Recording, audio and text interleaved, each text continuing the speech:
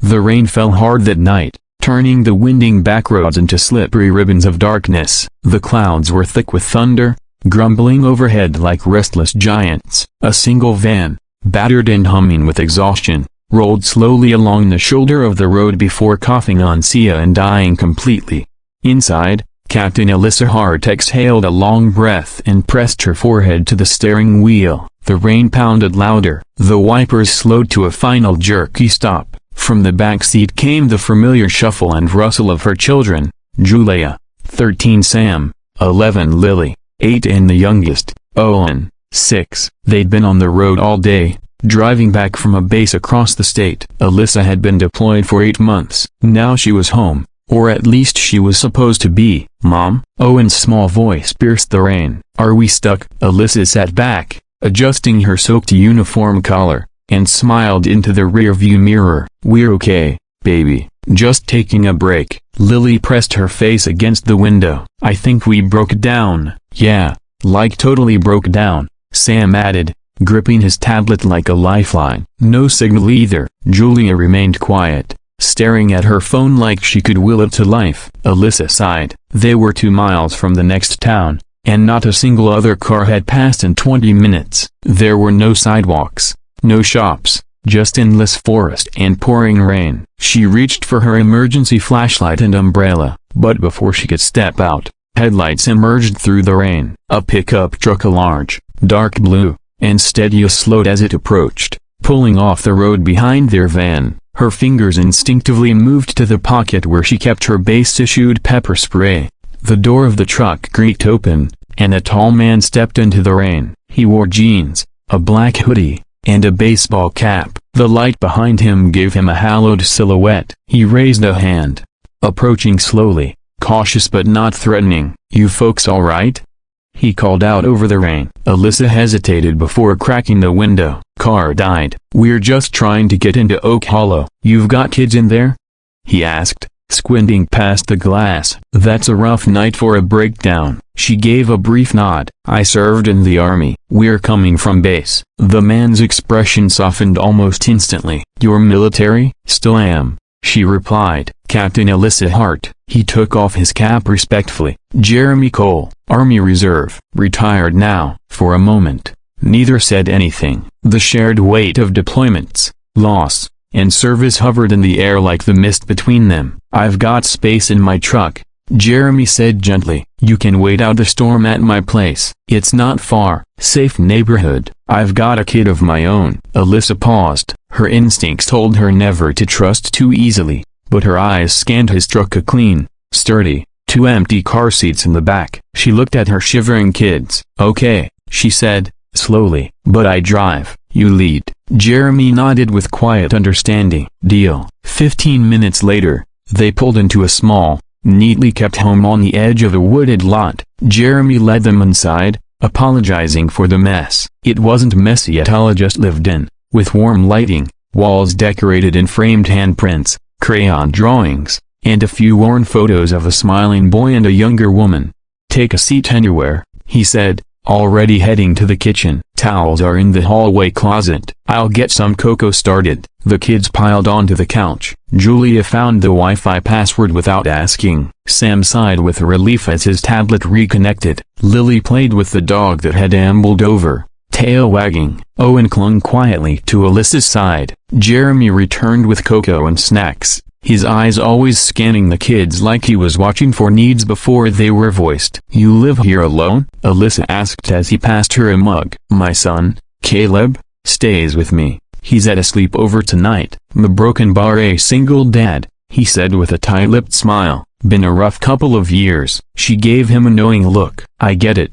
They talked quietly as the kids settled. Jeremy didn't ask too many questions. He didn't pry. He just made space. Alyssa hadn't felt this scene in months, but someone else saw something too. Owen had snuck off, padding down the hallway with a child's stealth. He stopped at a door slightly ajar and peeked inside. A simple room, a calm, clean, a twin bed with dinosaur sheets, a dresser with a trophy and a photo of a grinning boy in a soccer jersey. But something else caught Owen's eye. A triangle-shaped case sat on a shelf. Inside it was a neatly folded American flag. Below it, a black and white photo of a woman in uniform holding a newborn baby. Beside it, a faded dog tag. Owen stared at the photo. The man in the living room looked happier in that picture, and younger, and beside him was someone who looked like she smiled with her whole soul. He didn't know much about soldiers, but he knew what those folded flags meant. They weren't decorations, they were goodbyes. He tiptoed back into the living room and curled up beside his mother. He was a soldier too,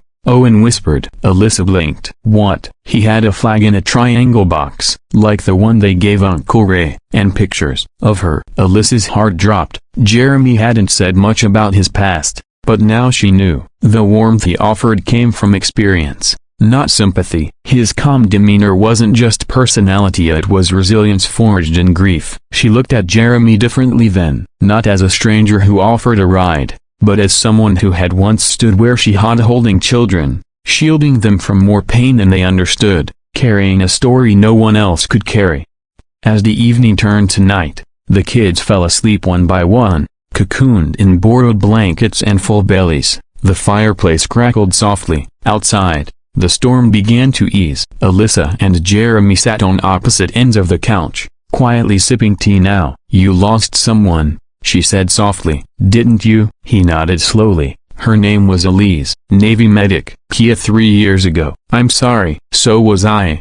But Calbit broken bar, he saved me. I thought I'd have to be strong for him, but I didn't know he'd be strong for me. Alyssa looked at her sleeping kids. That's how it is, isn't it? They hold more than we ever give them credit for. They do, Jeremy said. And they know, they always know. She told him about her last deployment, the days in the desert, the tension, the letters from home, the guilt of leaving and the guilt of coming back, and the fear of not knowing how to be both a soldier and a mother at the same time. Jeremy didn't offer solutions, just quiet understanding. You don't have to be both all the time, he said. Sometimes just being here is enough. They talked until the grandfather clock chimed midnight. Alyssa stood, stretching her sore shoulders. We should get out of your hair. Van's probably still dead, but I can call for a tow in the morning. No rush, Jeremy said. The couch is yours. Kids are already out. Let them sleep. She hesitated, then nodded. Thank you.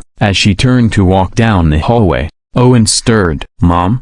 He murmured. SHH, baby. Sleep, she whispered, brushing his hair back. He opened his eyes and looked past her, right at Jeremy. Your flag is really nice, Owen said sleepily. She must have been really brave. Jeremy blinked. For a second, his smile faltered, then he crouched beside the boy, placing a hand gently on the blanket near his shoulder. She was, he said, voice thick. She was the bravest person I ever knew. Owen nodded once, then drifted back to sleep. That night, under one roof, two families shared something beyond comfort. They shared memory, they shared loss, and unknowingly, they began something new. In the morning, the sun broke through scattered clouds. The van was towed, repairs scheduled, but when Alyssa went to say goodbye, Sam was already playing with Jeremy's dog. Julia was helping cook breakfast. Lily was brushing Caleb's toys. And Owen, he was sitting at the kitchen table beside Jeremy, coloring a picture of a flag. Alyssa stood in the doorway for a long moment, then smiled. You know, she said, we don't have to leave today. The kids seem all broken bar happy. Jeremy looked up, smiling back. So do you. And in that quiet, everyday moment, soaked not in rain but in peace, something changed. It didn't happen all at once. There were more visits, more stories, more long talks over coffee while the kids played. Caleb returned home, forming a bond with the others like they were always meant to be. Weeks turned into months. Fears gave way to hope, and what began as an act of kindness on a rainy road became the start of a new chapter. Not replacing what was lost but building on what remained. A home, a family, a chance to love again. Owen never said another word about the flag. He didn't have to. He knew the secret and kept it in the safest place a child can hold anything, his heart.